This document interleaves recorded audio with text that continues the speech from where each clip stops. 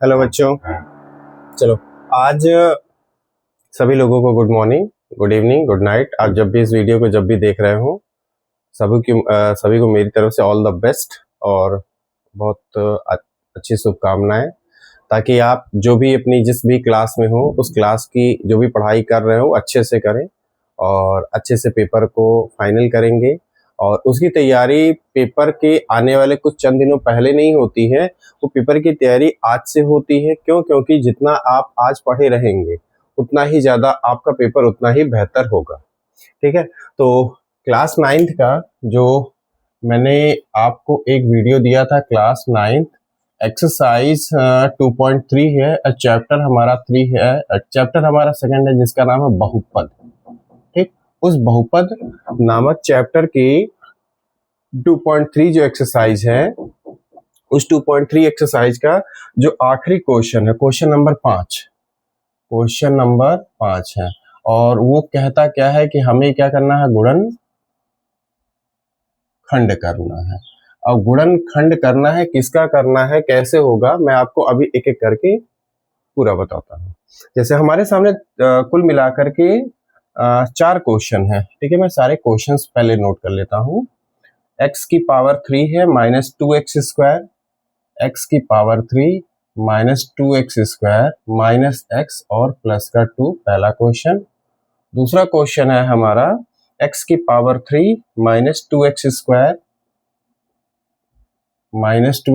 Minus का 9x और minus का आपका 5 है। ठीक, ये आपका गुणनखंड जो ज्ञात करना है उसका क्वेश्चन नंबर 2 है। और क्वेश्चन नंबर 3 है आपका x की पावर 3 प्लस 13x स्क्वायर और प्लस का 32x और प्लस का है 20। और जो चौथा क्वेश्चन है लास्ट, 2y की power 3 plus y square minus 2y और माइनस का 1। क्लास 9 एनसीईआरटी की बुक हिंदी मीडियम, चैप्टर है बहुपद, एक्सरसाइज है 2.3 और क्वेश्चन नंबर है 5, सबसे लास्ट वाला है। इसमें हमसे क्या बोला है कि हमें इसका क्या करना है, गुणनखंड करना है। देखो, मैंने आप लोगों को बहुत पहले भी बताया था, पहले की वीडियो में बताया था कि गुणनखंड का मतलब होता क्या है। गुणनखंड का मतलब क्या होता है, यानी किसी भी बड़े नंबर को या बड़े बहुपद को गुणे के माध्यम से उसके कई हिस्सों में उसको क्या कर देना, तोड़ देना और उसको अलग अलग पार्ट में ब्रेक कर देना, उसी को क्या बोलते हैं, गुणनखंड बोलते हैं। तो अब जैसे मैं आपको एक क्वेश्चन अलग से मैं करके बताता हूँ, फिर मैं यहाँ पे आता हूँ कि गुणनखंड का पूरा मतलब होगा क्या। जैसे मैंने एक क्वेश्चन पकड़ा, ठीक, ये जितने भी क्वेश्चन है ये आप इसमें देख रहे हो, इसमें x की सबसे बड़ी घात कितनी है, 3 घात है। तो 3 घात का मतलब होता है इसके 3 खंड आएंगे। 3 घात का मतलब होगा इसके 3 खंड बनने वाले हैं। ठीक, अब मैं आपको, क्योंकि अभी तक आप लोगों ने जो भी गुणनखंड किया है ना, वो आपने 2 घात का किया है।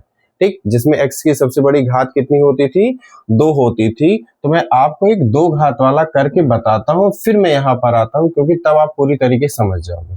जैसे मैंने क्वेश्चन लिखा x स्क्वायर प्लस का 5x प्लस का 4, ये वाला क्वेश्चन आपने लोगों ने कई बार किया होगा। अब इसमें देखो कि जो x की सबसे बड़ी घात कितनी है, 2 है, फिर x की 1 घात है, फिर आखिरी में एक नंबर है। यहाँ पर देखो x की 3 घात है, फिर 2 घात है, फिर 1 घात है, फिर नंबर है। इसमें भी देखो 3 घात, फिर उसके बाद है हमारा है एक x की पावर माइनस क्यूब है, उसके बाद फिर माइनस 3x स्क्वायर है। पहला क्वेश्चन ये था। दूसरा क्वेश्चन है यहाँ पर आपका है 3x स्क्वायर, सॉरी। ठीक, अब इसमें देखो 3 घात है, फिर 2 घात है, फिर 1 घात है, फिर नंबर है, फिर 3, फिर 2, फिर 1, फिर नंबर, फिर 3 घात, फिर 2 घात, फिर 1 घात, फिर नंबर। यानी आपने अभी तक 2 घात 3 घात वाला नहीं किया गुणनखंड, आपने हमेशा किसका किया है, 2 घात वाला किया है। तो आपको मैं 2 घात वाला होता कैसे मैं बताता हूँ। जैसे देखो एक गुणनखंड था, तो आप क्या करते हो, अपने क्वेश्चन को एक पैटर्न के रूप में क्या करते हो, हमेशा मैच कराते हो कि हमारा जो क्वेश्चन है सही फॉर्म में है या नहीं है। तो हमारी सही फॉर्म क्या होती थी, ax square plus B X plus C. तो हमारा क्वेश्चन अगर इस फॉर्म में है, यानी हमारा क्वेश्चन अगर इस फॉर्म में है तो इसका मतलब क्वेश्चन हमारा सही पैटर्न पे है। तब हम उसके बाद क्या करते थे, हम इसमें देखते थे कितने पद हैं, 1 2 3, 3 पद हैं। 3 पद को हम क्या करते थे, 4 पद में क्या करते थे, उसको तोड़ देते थे। और जब 4 पद हो जाता था तब हम क्या करते थे, 2 2 का क्या बनाते थे, जोड़ा बनाते थे। वही आंसर होता था। ये तो आप लोगों ने किया है, तो मैं इसको करता हूँ। जैसे लिखा है एक्स स्क्वायर, आखिरी नंबर 4 है, पहला नंबर की बात कर रहा हूँ, अक्षर की बात नहीं, क्योंकि एक्स अक्षर है। यस, एक्स हमारा क्या है, लेटर है। इसके आगे लगा हुआ वो नंबर जो हमें दिख तो नहीं रहा लेकिन हम मान लेते, कितना है हमारा, 1 है। तो आखिरी नंबर 4, पहला नंबर 1। 4 और 1 को गुणा करेंगे तो कितना आएगा, 4। और अगर इसी 4 और 1 को जोड़ दे तो बताओ कितना आएगा हमारा, 5। तो चूंकि बीच में है 5, यही तरीका होता तोड़ने का। एक्स स्क्वायर प्लस 4, 5 की जगह हम क्या लिखेंगे, 4 प्लस 1 और ब्रैकेट के बाद एक्स और प्लस का 4। ये हो गया। अब क्या करते थे, जो ब्रैकेट में हमने 5 को तोड़ा है ना, 4 प्लस 1 लिखा है, अब इसको ब्रैकेट खोलते थे हम। तो एक्स स्क्वायर, देखो प्लस का 4 जब बाहर आएगा तो 4 के साथ एक्स भी चल करके आएगा। 1 जब बाहर आएगा तो 1 के साथ भी एक्स चल करके आएगा। और आखिरी में क्या है, 4 है। देखो पहले कितने पद थे, 1 पद, 2 पद, 3 पद। अभी कितने हो गए, 1 2 3 4, 4 पद हो गए। तो आपको पता है कि हमेशा जोड़ा किनका बनता है, सम संख्याओं का बनता है। तो आपके पास ये सम नंबर ही तो है, 1 2 3 4। अब यहाँ पर क्या करोगे, इन दोनों में आप कॉमन पकड़ते हो। दोनों में क्या कॉमन है, x की घात 2 x की घात 1, तो छोटी घात कॉमन करते हैं। तो x की हमने एक घात कॉमन कर ली, तो 2 घात में से एक घात कॉमन हुई तो क्या बची है, x बचा है। यहाँ पर क्या बचा है, 4 बचा है। और इन दोनों में क्या कॉमन है, कुछ कॉमन तो कुछ नहीं दिख रहा है, लेकिन हमें आंसर करना है तो हम क्या करते हैं, दोनों में एक एक देख लेते हैं। जैसे यहाँ 1 लिखा है, 4 गुणे 1 लिख लो, 4 के ऊपर फर्क क्या पड़ेगा, कुछ नहीं। 1 1 यहाँ से हमने कॉमन किया तो यहाँ क्या बच गया, x प्लस 4। और दोनों में सेम चीज बचती भी है, ये भी आपको पता है। तो दोनों में सेम चीज है, वो फिर हमने कॉमन कर लिया, x प्लस 4 और बाहर आपका क्या, x प्लस 1।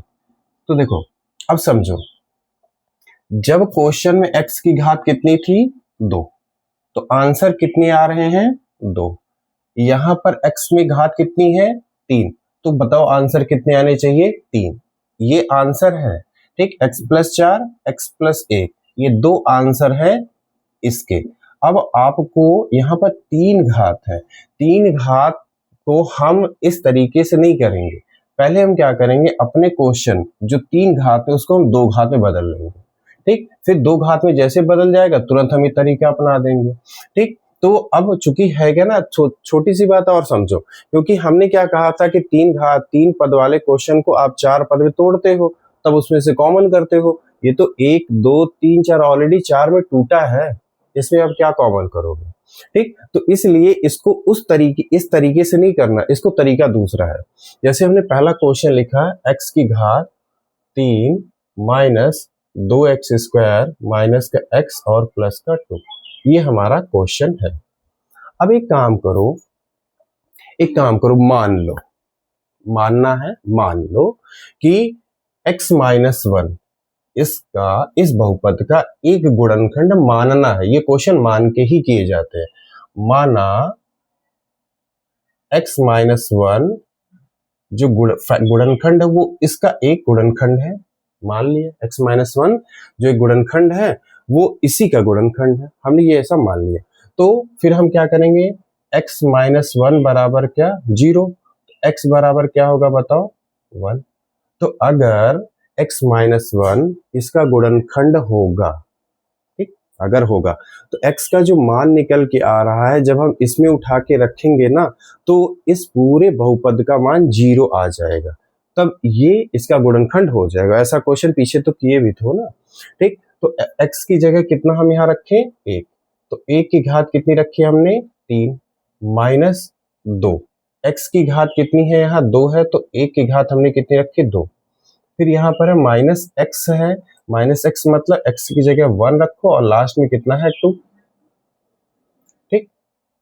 1 की घात 3 का मतलब कितना होगा बताओ, 1 ही होगा, कितनी भी कर लो वो तो 1 आएगा, माइनस 2 इंटू 1 की घात 2 का मतलब 1, फिर -1 और ये हमारा प्लस का 2, इतना हुआ। ठीक, अब देखो दूसरी चीज, अब जैसे कह रहा है 1 और ये -2 और 1 गुणा करेंगे तो क्या हो जाएगा, -2 हो जाएगा, और ये है आपका -1, ये है आपका +2।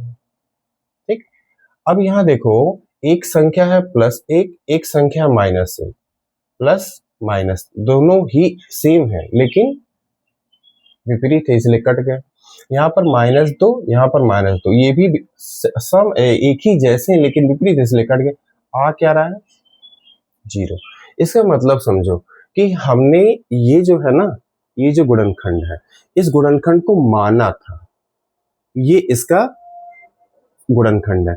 अब एक छोटी सी चीज समझो, मान लो अब जैसे तुम लोग इस वीडियो को देख रहे हो और तुम में से हम किसी एक को ये पूछते हैं, मान लो हम तुम्हारे घर तुम्हारे परिवार के बारे में नहीं जानते हैं, अब तुम हमको अपने परिवार में ले गए, अब हमें नहीं पता तुम इसी परिवार के सदस्य हो, तुम घर में गए और तुमने हर घर के मेंबर का नाम बता दिया और हर घर के मेंबर ने तुम्हें क्या कर लिया, एक्सेप्ट कर लिया। इसका मतलब हमें नहीं पता था तुम इस घर के मेंबर हो या नहीं हो, लेकिन जब तुमने सबके नाम बताए और सबने तुमको पहचान लिया तो इसका मतलब इस बात का तो पुष्टि हो गई ना कि तुम उस घर के मेंबर हो। ठीक, एक छोटी सी बात समझना। उसी तरीके से क्या क्या किया हमने, हमने ये मान लिया था x-1 इसका गुणनखंड है, मान लिया। तो जब हमने x-1 में x बराबर 1 इसमें रखा तो इसका पूरा बहुपद का मान देखो 0 आ रहा। 0 आने का मतलब क्या है कि x-1 इसका एक गुणनखंड है। अब अगर ये इसका गुणनखंड है तो अगर इससे इसको हम भाग देंगे, इससे इसको हम भाग देंगे तो कुछ न कुछ भागफल तो मिलेगा ना, शेषफल तो 0 मिलेगा 100%। ठीक, शेषफल 0 मिलेगा, लेकिन भागफल जो मिलेगा वो भागफल पता है क्या होगा, वो भागफल फिर तुम्हारा 2 पदों में होगा। ये क्वेश्चन थोड़ा सा टेढ़ा है, लेकिन एक बार अगर ये समझ गए ना तो ये क्वेश्चन आता बहुत है करने को और लेंदी क्वेश्चन होता है, यानी लंबा। देखो अभी क्वेश्चन यहाँ से शुरू हुआ, अभी ये बहुत लंबा जाएगा। ठीक, तो हमारे पास हमने ये मान लिया x-1 इसका गुणनखंड है। अब हम क्या करेंगे, x-1 से हम इसको भाग देते हैं, किसको, x⁻³ -2x² माइनस का x और प्लस का 2। ठीक, अब देखो यहां पर x की घात कितनी है, 3, यहां x की घात कितनी है, 1, अंतर कितना है, यहाँ 3 घात, यहाँ 1 घात, अंतर है 2 घात का। तो क्या करो तुम, x की 2 घात से गुणा कर दो। ठीक, x की 2 घात जब x से गुणा करेगी तो x की 1 घात, x की 2 घात, x की कुल कितनी घात हो गई, 3। ठीक, अब ये x² -1 से गुणा करेगा तो बताओ क्या होगा, यहाँ माइनस यहाँ प्लस तो यहाँ आएगा माइनस। x² जब 1 से गुणा करेगा तो क्या होगा, x²। अब इसको घटाओ, देखो घटाने के लिए क्या करते हैं, जो नीचे वाला आया है इन सबके चिन्ह बदल दिए जाते हैं। यहाँ प्लस है तो इसका उल्टा क्या हो जाएगा, माइनस, यहाँ माइनस है तो इसका उल्टा क्या हो जाएगा, प्लस। ये तो पूरा पूरा कट गया और इन दोनों को सामने पहले वाले पद को काटना ही होता है। ठीक, बाकी दूसरे वाले पद में जो बचता है फिर उसको उसके अनुसार डील करते हैं। अब देखो यहाँ है माइनस का 2x², यहाँ है प्लस का 1x²। अब तुम बताओ प्लस माइनस के 2x² से अगर 1x² जाएगा तो कितना बचेगा, माइनस का 1x²। अगली नंबर को उतारो, अगला नंबर क्या हमारा है, माइनस का x। अब यहाँ पर माइनस है ना, यहाँ माइनस लगा दो।